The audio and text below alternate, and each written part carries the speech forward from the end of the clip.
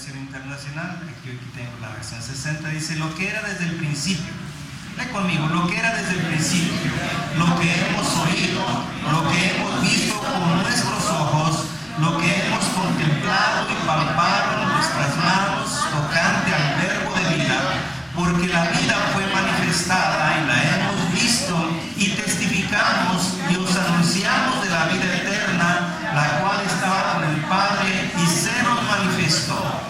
Lo que hemos visto y oído, eso os anunciamos, para que también vosotros tengáis comunión con nosotros, y nuestra comunión verdadera es con el Padre y con su Hijo Jesucristo. Señor, muchas gracias por esta bendición hermosa de poder tener tu palabra que es viva, que es medicina, tu palabra, Señor, que es el soplo de vida, el verbo encarnado, Señor, tu palabra que es lámpara a nuestros pies, Señor. Qué bendición poder en esta mañana abrirla, leerla, entenderla, alimentarnos de ella, Señor, con esta familia hermosa y maravillosa que nos has dado, que somos tu cuerpo, tu pueblo, tu iglesia.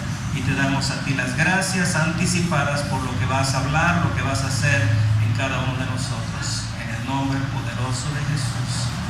Amén. Puedes ocupar tu lugar, tu nuevo lugar, nada más por este domingo, ¿verdad? Muy bien.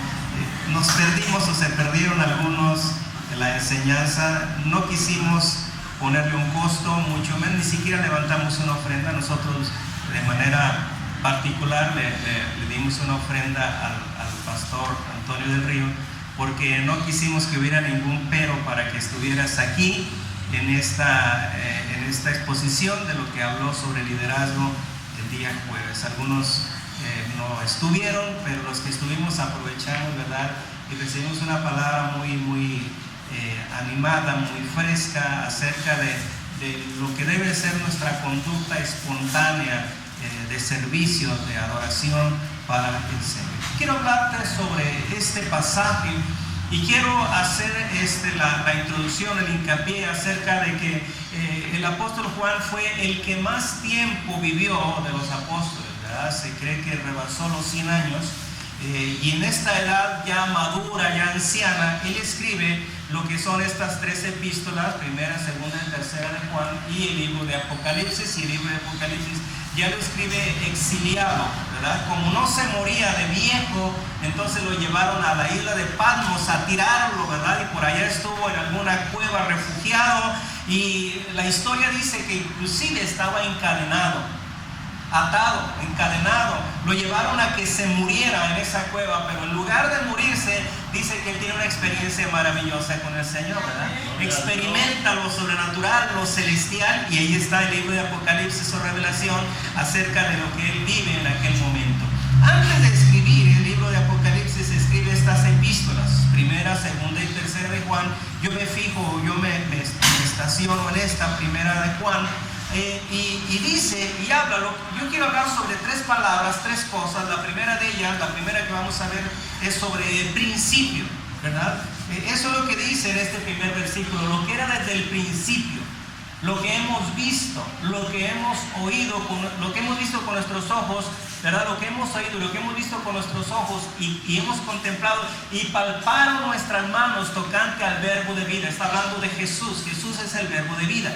El versículo 2 solamente es un paréntesis para explicar, para ampliar lo que dice este versículo. Primero, yo quiero hablar sobre esta palabra que dice principio.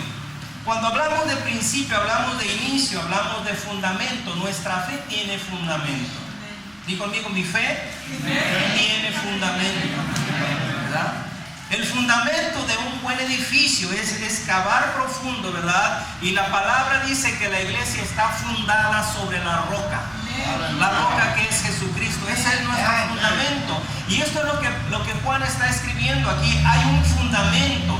Nosotros como iglesia, la iglesia del Señor tiene un principio, tiene un fundamento, y ese es Jesús.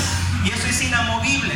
Pero ¿por qué está hablando acerca de esto? Porque más o menos entre el año 90-95 de nuestra era, después de Cristo, se cree que se escribe esta epístola. Y entonces para este tiempo, los padres de la iglesia, los fundadores de la iglesia, los los iniciadores de la iglesia, en su mayoría habían expirado y solamente quedaba él y aquellos que anduvieron con Jesús. Y para él era muy importante traer este acontecimiento al día, ponerlo presente ante esta nueva generación de creyentes de iglesia que estaba surgiendo, porque ahora todo estaba cambiando, todo estaba en una traslación. ¿Por qué? Porque si nosotros analizamos en el contexto, en el tiempo que se escribe esta epístola, nos daremos cuenta que la iglesia nace entre los judíos, pero va tomando cierto avance, ciertas ventajas y ciertas conquistas entre los gentiles.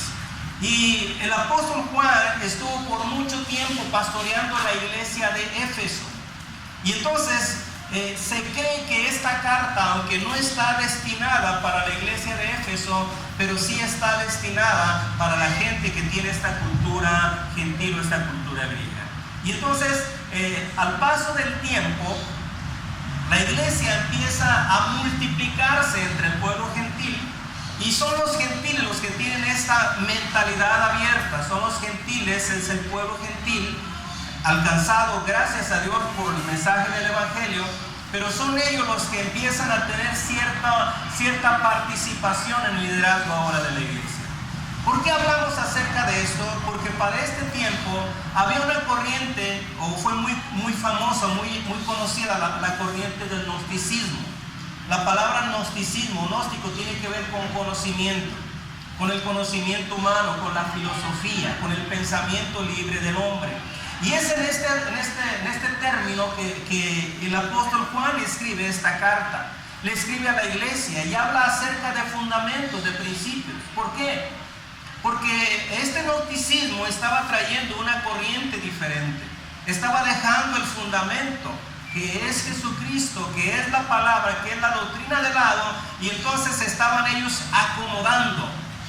¿Me entiendes? La palabra habla acerca del evangelio. Dice, si alguien les predica otro evangelio distinto, sea anatema. La palabra anatema es distinto.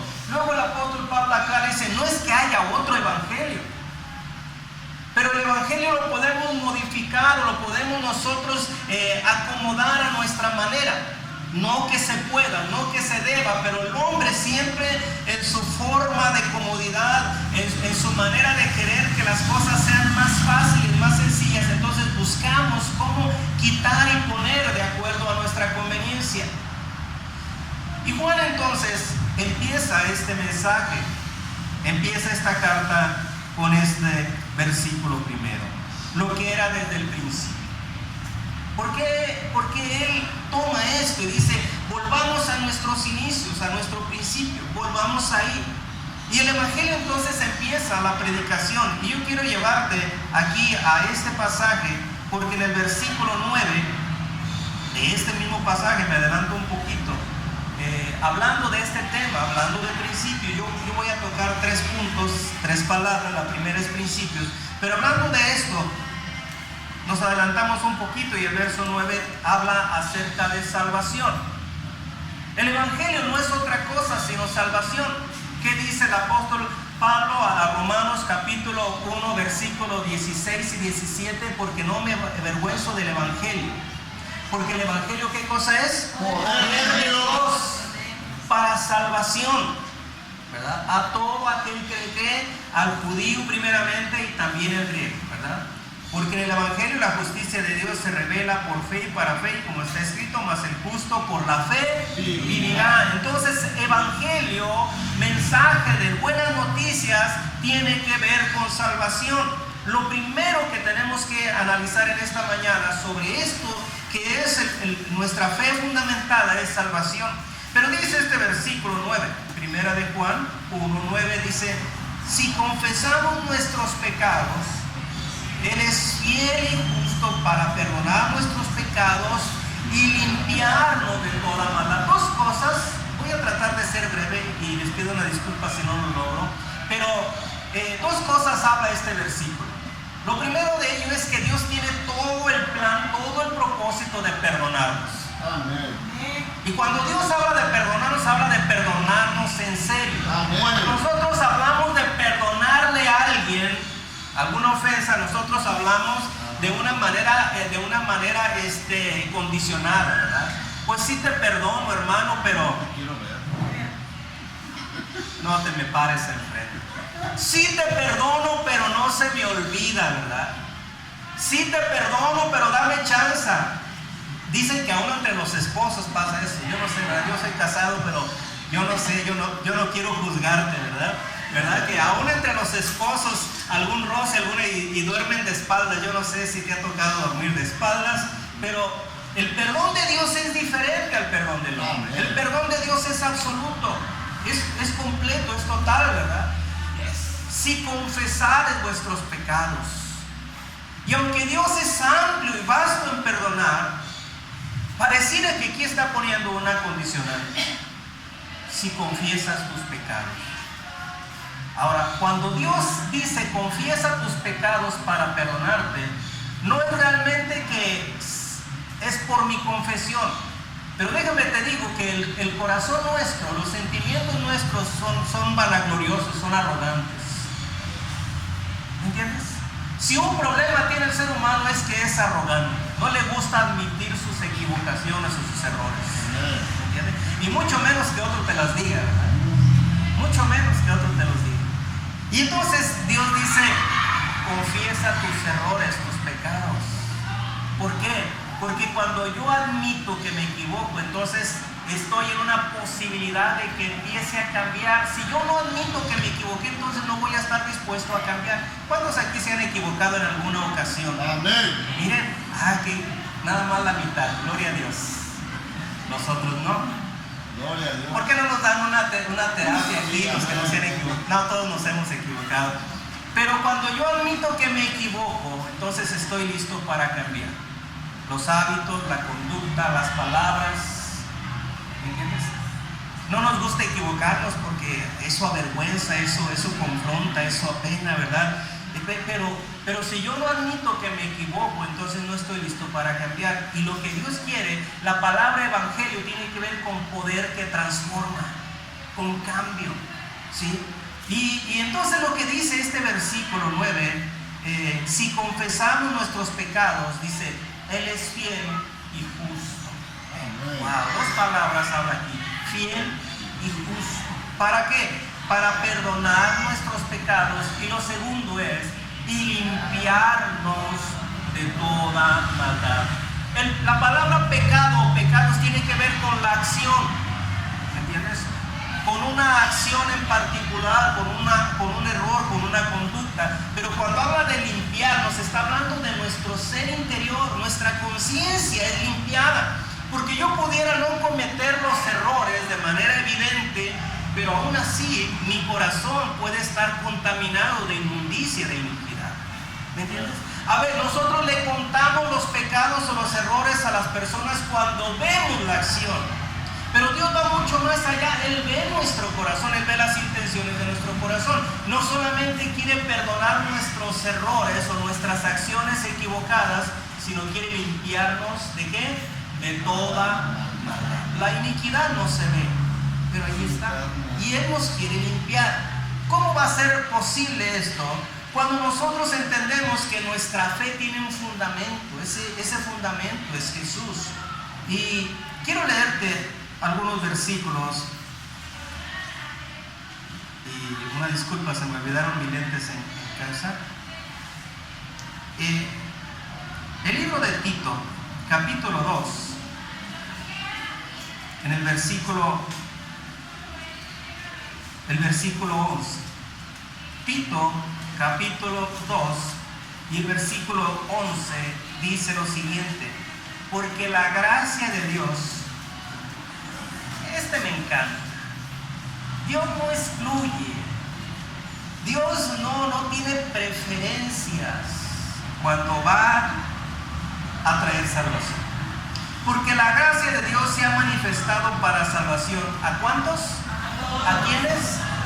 A todos los hombres. Y por favor, damas, mujeres, cuando habla la palabra hombres, aquí está hablando del género, no está hablando de los varones, sino está incluyendo a todo el género humano. Porque la gracia de Dios se ha manifestado para salvación a todos Wow. O sea, lo que Jesús hizo en ese Calvario cubre las faltas, las fallas, los pecados, la maldad de todo ser humano. Todos han sido comprados, todos han sido salvos, todos han sido redimidos cuando Jesús dijo en esa cruz: consumado es. Solamente falta una cosa, lo que leíamos en el capítulo 1, versículo 9, ¿verdad? Acerca de confesar nuestros pecados y arrepentirnos, para que la fidelidad de Dios entre en acción. Porque la gracia de Dios se ha manifestado para salvación a todos los hombres. Y luego el versículo 12 dice: enseñando que renunciando a la impiedad y a los deseos mundanos, vivamos en este tiempo, en este siglo, sobria, justa y piadosamente, aguardando la esperanza bienaventurada y la manifestación gloriosa de nuestro gran Dios y Salvador Jesucristo. Lo primero que vemos aquí entonces es el fundamento, el principio. Lo segundo que vamos a ver en este pasaje que leíamos en 1 de Juan capítulo 1 es en el versículo 2, o dando un seguimiento al versículo 1. Dice este versículo 2: porque la vida fue manifestada. Gracias. Porque la vida fue manifestada y la hemos visto. Y entonces, si nosotros regresamos un poquito atrás acá al Evangelio de San Juan, en el capítulo 1 y los versículos primeros también, dice así: en el principio era el verbo, y el verbo era con Dios, y el verbo era Dios. Este era en el principio con Dios. Todas las cosas por Él fueron hechas, y sin Él nada de lo que ha sido hecho fue hecho. Pero del versículo 4 al versículo 5 y 6, versículo 4 y 5 dice: en Él, en Jesús, en Él estaba la vida, y la vida era la luz de los hombres. Y yo quiero que relacionemos la palabra vida y la palabra luz, siempre van a ir de la mano. Hablando de Jesús, dice que en Él estaba la vida, y la vida era la luz de los hombres. Y dice: y la luz en las tinieblas resplandecen, y las tinieblas no prevalecieron contra ella. Lo que vemos en este versículo 2 acá en 1 de Juan capítulo 1 dice: porque la vida fue manifestada y la hemos visto, y testificamos y os anunciamos la vida eterna, la cual estaba con el Padre y se nos manifestó. Sí, lo primero que vemos es que nuestra fe está fundada sobre la roca que es Jesús. Y lo segundo que vemos es que cuando se manifiesta esta vida, no es solamente, ¿verdad?, que tenemos el conocimiento de una verdad, o no solamente es que nos integramos a una religión o a una iglesia, sino que la vida está en nosotros. Cuando tú vienes a Jesús, no solamente dices: ya empecé a ir a una iglesia, aunque es bueno empezar a venir a la iglesia. Cuando tú vienes a Cristo, no solamente dices: ya recibí perdón de mis pecados, y claro que recibimos perdón de nuestros pecados, y esa experiencia, yo no sé si tú recuerdas cuando sentiste el perdón, la intervención de gracia. ¿Alguien se recuerda cuando fue quitada aquella carga, cuando aquella conciencia fue liberada? Eso es maravilloso. Pero no solamente, o sea, no dejemos en poco la obra de Dios. Dice que Él perdona todos nuestros pecados, y también nos limpia, nos lava. O sea, no solamente perdona tus faltas, sino transforma tu conciencia, tu corazón, te hace una nueva persona, una nueva criatura. Eso se llama vida. Ese es el soplo de vida. Eso sucede por el Espíritu Santo. ¿Me entiendes? Cuando el Espíritu Santo viene a ti, entonces te lleva a una nueva identidad, te lleva a una nueva experiencia con Jesús, ¿verdad? Eso es maravilloso. Nunca permitas que tu vida solamente se centre en una vida religiosa, de rutina, de monotonía. Permite que cada día que tú vivas tengas una relación, una experiencia con el Espíritu Santo. Él nunca terminará. Todavía no termina conmigo, todavía no termina contigo. Él cada día todavía tiene que seguir en esa continuidad de su obra. Lo que Él ha hecho es maravilloso, pero lo que está por hacer, lo que Él tiene delante para nosotros, todavía es más maravilloso. Amén. No te quedes ahí estancado. Así que estamos viendo dos cosas aquí. Principio. ¿Por qué yo les hablé del principio? Porque la iglesia se había quedado solamente en un pensamiento donde todo se veía y se administraba de manera humana. ¿Me entiendes? Cuando el hombre maneja la iglesia, las cosas espirituales de manera humana, entonces las pervierte. La iglesia no es de este mundo, la iglesia es de Cristo. La iglesia es espiritual, la iglesia es celestial. Entonces tú y yo no manejamos la iglesia con nuestros términos humanos, porque entonces la pervertimos. Al contrario, nuestras vidas son manejadas por el Espíritu Santo, para que en lugar de que nosotros pervirtamos la iglesia, el Espíritu Santo santifique su iglesia.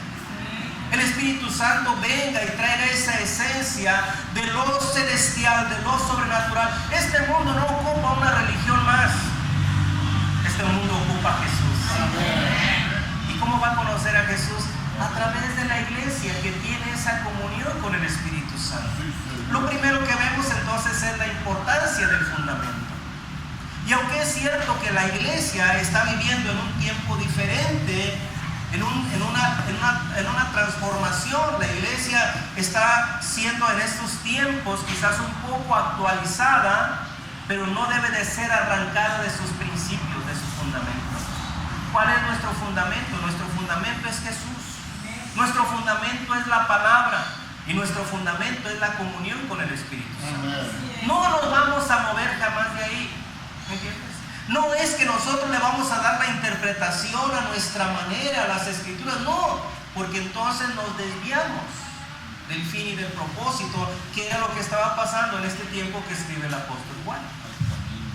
Había venido una corriente, ¿verdad? Ahora, déjame te digo, la iglesia no tiene problemas cuando es atacada por el mundo.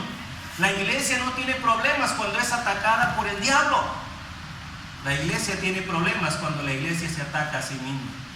Y entonces, ¿qué estaba pasando con este movimiento de gnósticos? Que la iglesia se dividió. Estaba la iglesia conservadora y estaba la iglesia liberal.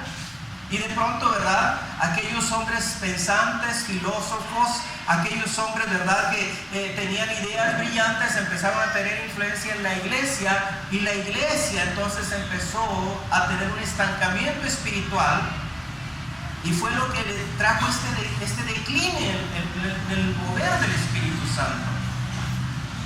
Juan entonces se sostiene hasta el final de sus días defendiendo el fundamento. Por eso es que habla de principios. Por eso es que lleva a los creyentes a reflexionar y dice, lo que nosotros hemos visto desde el principio, lo que hemos oído, lo que hemos visto con nuestros ojos, lo que hemos contemplado y palpado nuestras manos tocante al verbo de vida. Él dice, es que yo soy testigo, yo estuve ahí, yo caminé con Jesús, yo lo toqué, yo me recosté sobre su pecho, yo escuchaba el latido de su corazón, yo le conocí, yo le escuché personalmente. Y es que esa experiencia que él tuvo, tú y yo la tenemos también, porque no estamos siguiendo una religión, estamos siguiendo a Jesús. ¿Me entiendes? Y si físicamente, literalmente no le podemos ver con nuestros ojos, sí podemos saber que Él está dentro de nosotros. Amén. Porque somos templos del Espíritu Santo. Y lo tercero que yo quiero mencionar aquí, nos vamos al versículo 3, dice, lo que hemos visto y oído, eso os anunciamos para que también vosotros, para que también ustedes. Si el principio de Juan, de su fe, le estaba sirviendo o estaba también trayéndolo para que fuese el principio de la iglesia de Éfeso, también debe ser nuestro principio y nuestro fundamento. Es Jesús, es su palabra, es su verdad, no puede ser otro. Y dice aquí, para que también vosotros tengáis comunión con nosotros. Lo tercero que yo quiero mencionar aquí, lo primero fue el fundamento, el principio. Lo segundo fue la vida en Cristo, la nueva vida que tenemos ahora en Él. Pero lo tercero que yo quiero mencionar es la palabra comunión. La palabra comunión. Y es tan importante la comunión. Cuando hablamos de comunión, no solamente estamos hablando de que nos podemos caer bien entre nosotros, que nos podemos llevar bien, que nos podemos tolerar, sino la palabra comunión quiere decir que somos uno. Somos uno. ¿Qué significa ser uno? Cuando hablamos de comunión o de unidad, no estamos hablando de que somos iguales. Ven, Efraín. Dime tú. Ellos dos pueden tener comunión. Voltea para allá. Pero yo pregunto, ¿son iguales? No quiero preguntar quién está más feo ni quién está más guapo, porque entonces vamos a lastimar el corazón de alguien por ahí. No son iguales, pero sí pueden tener comunión. Gracias, se lo quería ilustrar eso. En el matrimonio, la mayor virtud del matrimonio es que vengamos a ser uno. Ahora yo pregunto, ¿realmente somos uno entre los esposos? No. ¿Qué significa ser uno? Significa que yo estoy dispuesto a ceder, que yo estoy dispuesto a dejar de lado mis intereses para darle el lugar a la persona que está junto a mí. ¿Entiendes? Y la que está junto a mí pues se aprovecha de eso.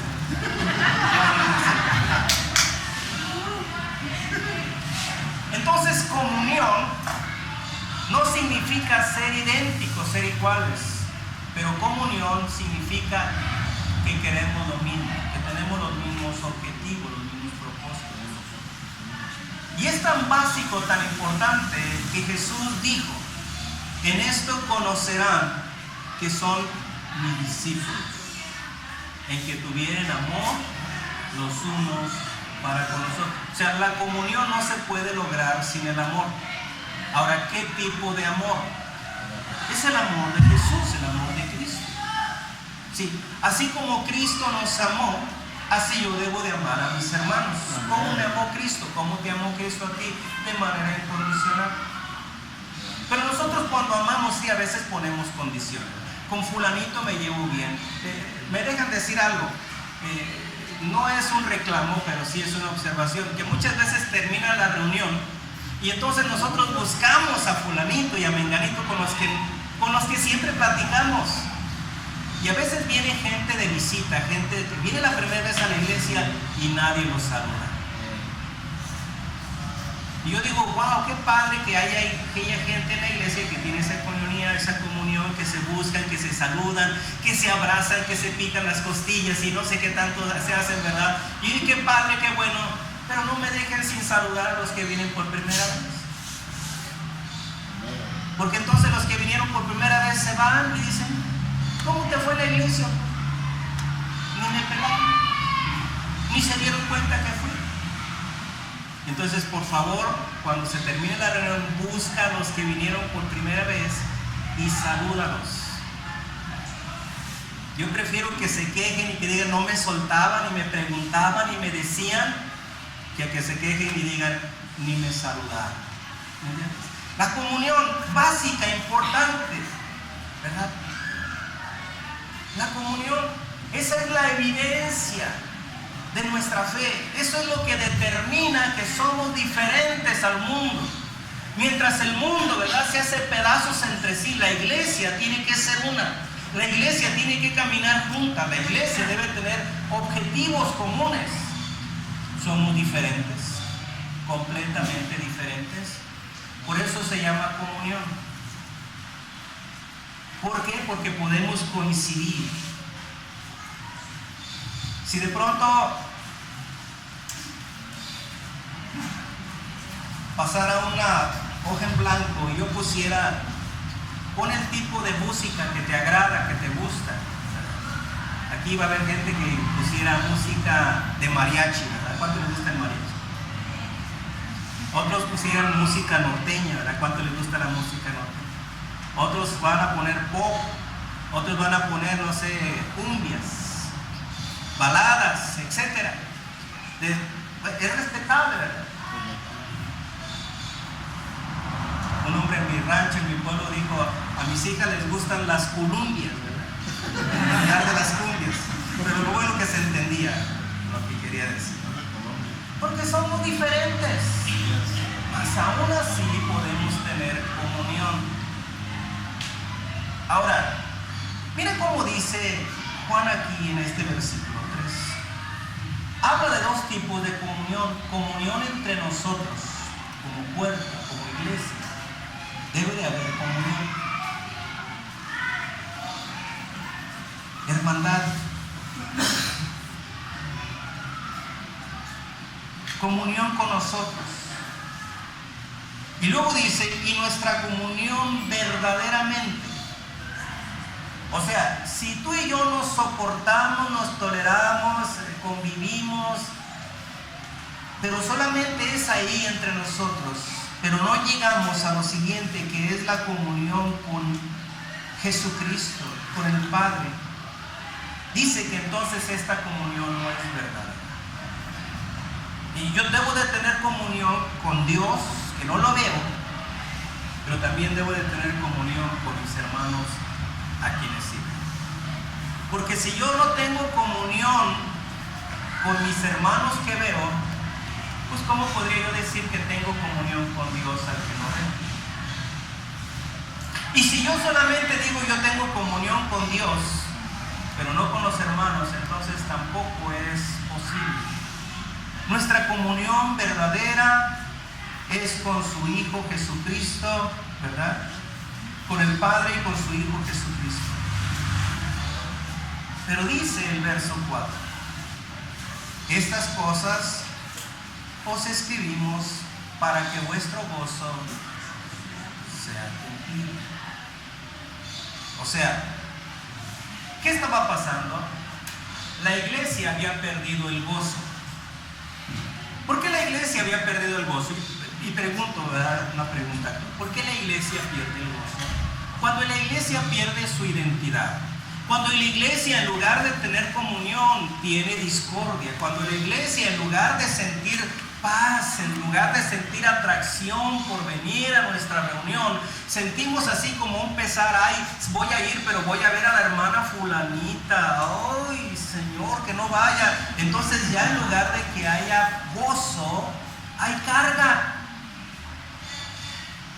Qué bueno que aquí no hay ninguna hermanita fulanita, ningún hermano sutanita, ¿verdad? Solamente hay pueblo de Dios. Amén. Amén. Cuando se pierde el gozo en la iglesia, cuando quitamos nuestra atención de las cosas relevantes, de las cosas importantes, y la empezamos a poner en las cosas secundarias. ¿Dónde debe estar nuestros ojos, nuestra vista puesta? En Jesús. Amén. ¿Qué produce gozo en la iglesia? Salvación. Es más, dice que hay fiesta en los cielos por un pecador que se arrepiente. Qué bueno que dice en los cielos, porque a veces aquí no hay fiesta. Vemos que llega el borrachito que huele, ¿verdad?, a borrachito. Vemos que llega la persona quizás con un aspecto no tan amable, no tan grato, porque cuando uno viene con cargas del mundo no traemos, ¿verdad?, aquella imagen, ¿verdad? No, cuando uno viene del mundo viene cargado. Cuando uno viene de allá del mundo, viene a veces hasta con ciertas mañas, ¿verdad? Cuando uno viene del mundo, uno viene completamente perturbado. Pero dice que hay fiesta en los cielos. Al último, aquí en la congregación llega alguien nuevo y dicen: mujer, agarra bien la bolsa, ¿verdad? Pero dice que en los cielos hay fiesta. ¿Por qué hay fiesta? Porque eso produce gozo. Entonces, la iglesia había perdido su propósito. La iglesia ahora estaba en discordia y la iglesia no estaba produciendo salvación. Por eso es que él tiene esta razón, este objetivo para escribir. Dice: estas cosas os escribo para que vuestro gozo esté completo. Como iglesia, como creyentes en Dios, debemos de estar conscientes de esto. Mi fe tiene un fundamento. Mi fundamento se llama Jesús. Y la certeza de que mi fundamento es correcto también es fundamento. También es su palabra. ¿Y qué da testimonio en mi vida de que soy un verdadero creyente, un verdadero hijo de Dios? La presencia de Dios, el Espíritu Santo. Dice que el Espíritu mismo da testimonio a nuestro espíritu de que somos, ¿qué cosa? Hijos de Dios. Hay un testimonio. Entonces, ahora, nuestra fe, voy a decir algo que quizás no es muy grato. Nuestra fe, para que sea fe real, tiene que ser probada.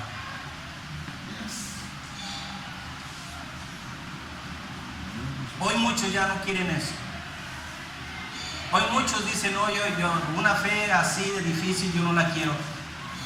Pero yo no puedo ver en la palabra de Dios a un solo creyente que su fe no haya sido probada. La fe real, la fe verdadera siempre va a ser probada.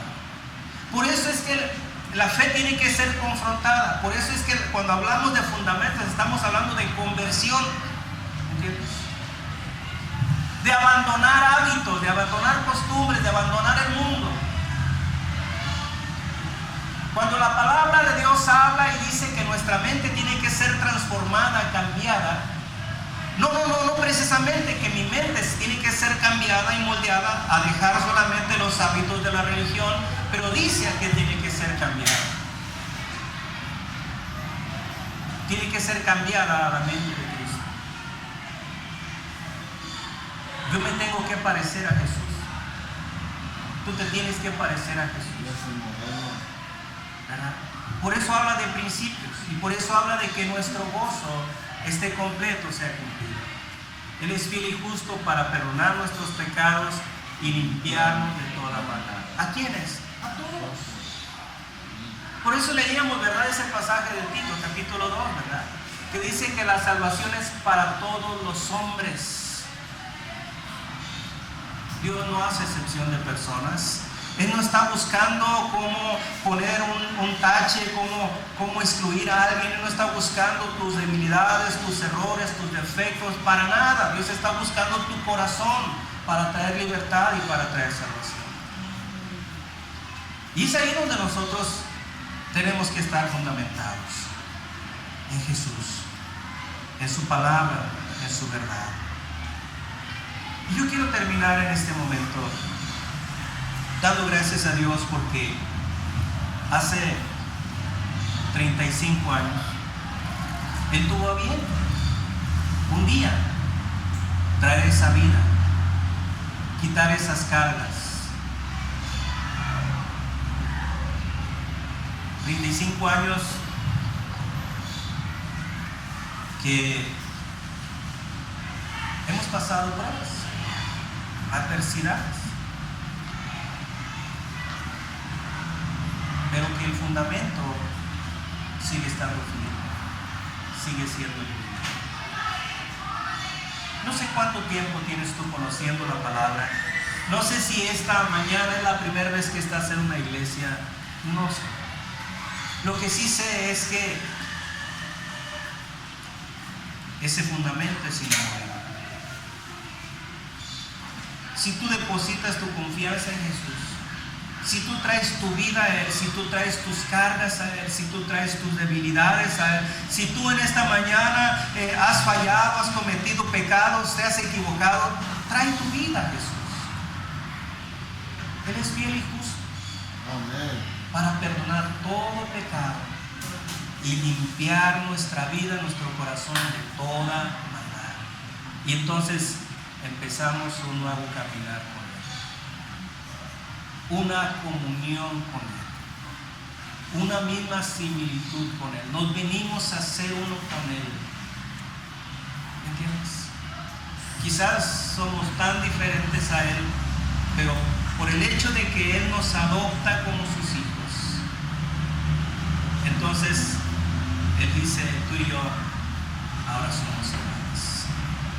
Pensamos de la misma manera, tenemos cosas en común, caminamos, nos movemos bajo el mismo objetivo, entonces hay comunión. Tenemos comunión. Termino y te leo un versículo más para terminar. Efesios capítulo 2, el verso 20 dice: edificados sobre el fundamento de los apóstoles y profetas, siendo la principal piedra del ángulo Jesucristo mismo, en quien todo el edificio bien coordinado va creciendo para ser un templo santo en el Señor. Ahí está nuestro fundamento, es Jesucristo. Y segunda de Timoteo, capítulo 2, también verso 19, y con esto terminamos, dice así: pero el fundamento de Dios está firme, teniendo este sello: conoce el Señor a los que son suyos. ¿Alguien aquí es de Jesús? Amén. Oiga, ya me dio miedo. Nada más como 3. ¿Cuántos de aquí son de Jesús? Amén. Conoce el Señor a los que son suyos, y dice: y apártese de iniquidad todo aquel que invoca el nombre de Cristo. Somos del Señor, pero yo me determino cada día a apartarme de todo lo que traiga contaminación, inmundicia, suciedad. La palabra iniquidad habla de inmundicia, aquella que no se ve, que se esconde, que se oculta, que se disfraza. Dice que nosotros nos debemos de apartar. No la justifiques, por favor, porque yo creo que no hay ser humano que no pueda entender cuando un pensamiento de iniquidad viene a su mente. Pero no lo justifiques, dice apártate de él.